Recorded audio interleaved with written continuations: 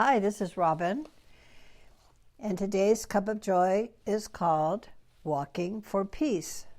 It was inspired by what the monks are doing right now on the East Coast. What do 19 Buddhist monks from a monastery in Fort Worth, Texas, have to teach us about peace? And is anyone listening? I've been asking friends, thoughtful, engaged people, whether they've heard about the monks, whether they've heard about the Walk for Peace. Most have not. Even those who spend time on Facebook, where the monk's journey has quietly gathered millions of followers, seem unaware that a long-distance pilgrimage for peace is unfolding right now across the eastern United States. The Walk for Peace is a long-distance pilgrimage initiated by Buddhist monks from their monastery in Fort Worth, Texas. I'll admit I didn't even know there were Buddhist monks living in Texas. Somewhere in my imagination or ignorance, I thought they all lived in Tibet. And yet here they are, walking from Texas to Washington, D.C., carrying a message of peace, compassion, and nonviolence. God bless them. We sure need to be reminded of our better selves at this time. Their walk began October 26, 2025, and will span more than 2,300 miles in roughly 110 days. The monks are expected to arrive in Washington, D.C. around February 11th or 12th, a few days earlier than planned. Walking alongside them is Aloka, a rescue dog who has become a beloved symbol of the journey. There's been some national media coverage, but not much. CNN, in particular, has featured the monks several times, and NBC has aired a major Associated Press story. But the pilgrimage still feels oddly invisible. It hasn't settled into our daily news diet or led the evening broadcasts. You could easily be an informed, engaged citizen and still have no idea that a growing movement for peace is unfolding on foot. A march for peace doesn't bleed, so it doesn't lead. Chaos commands our attention. Stillness rarely does. What the headlines miss, though, is happening. Day after day, the monks walk through small towns and along highways in rain and snow.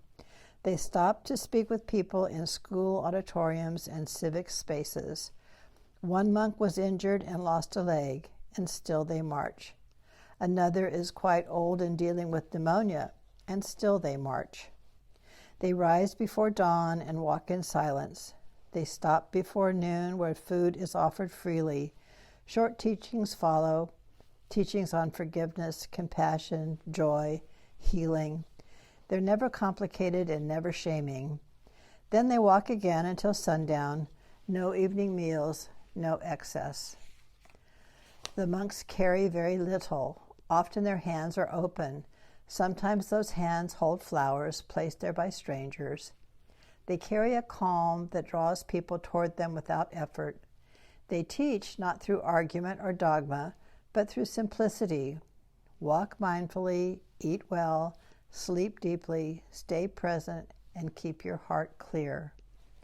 What I've come to understand is that this walk is deeply grounded in the Buddhist teaching of the Four Noble Truths: suffering, its causes, the possibility of its end, and the path that leads there. The monks are not explaining these truths as much as embodying them. They begin with the truth of suffering, not as an idea, but as a lived reality. Walking day after day through heat, cold, rain, snow, and traffic, sometimes barefoot, they accept discomfort as part of being human.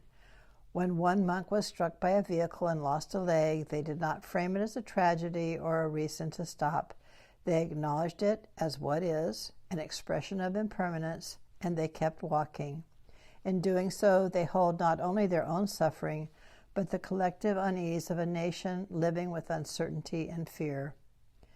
They also speak to the causes of suffering, gently and without accusation. Again and again they point inward to agitation, impatience, and craving. Their extreme simplicity, one meal a day, few possessions, steady pace, becomes a living response to that restlessness. They are not rejecting the world, they are loosening their attachment to it. What they demonstrate, perhaps most powerfully, is the possibility that suffering is not the end of the story. Peace is not a distant goal, but a state that can be cultivated here and now.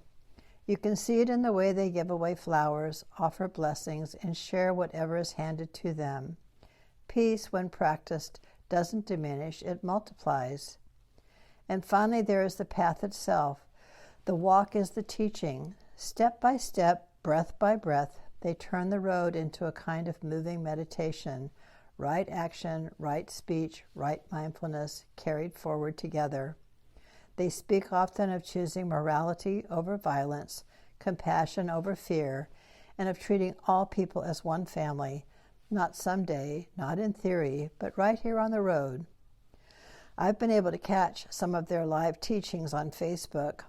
Watching a mindfulness talk in a school auditorium, I was struck by how clearly it revealed our shared human dilemma.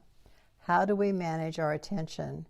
How do we stay present with what we want to focus on rather than what pulls us away? About 250 people were present. The monks were speaking gently about awareness, how to notice distractions and let them float by without clinging or resistance. And then, as life would have it, there were babies in the room, 2 or 3 of them, fussy ones, crying, doing what babies do, and their cries echoed throughout the space.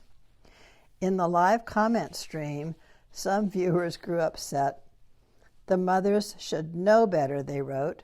The babies were distracting. How could anyone concentrate on what the monks were saying with all that noise? And there it was, the teaching unfolding in real time. Watching that moment, I was struck by how often we believe peace will arrive once we manage the externals.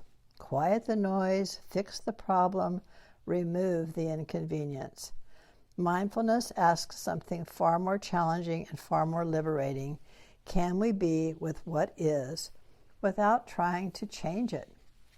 How do we live together in a world full of humans that is rarely quiet, rarely orderly, and seldom aligned with our preferences?